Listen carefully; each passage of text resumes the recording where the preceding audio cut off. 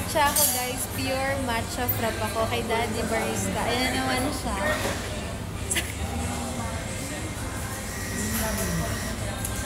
Nakakamiss talaga. Lagutan naman ako kasi si Ivy, nakabantay daw siya sa akin.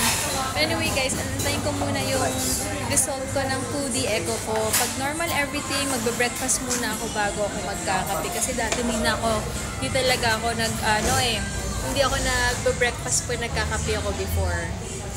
Tapos yun pala yung masama, pag empty stomach ka lalo, dun umaatake yung panic attack mo and all kapag may ganun ka na.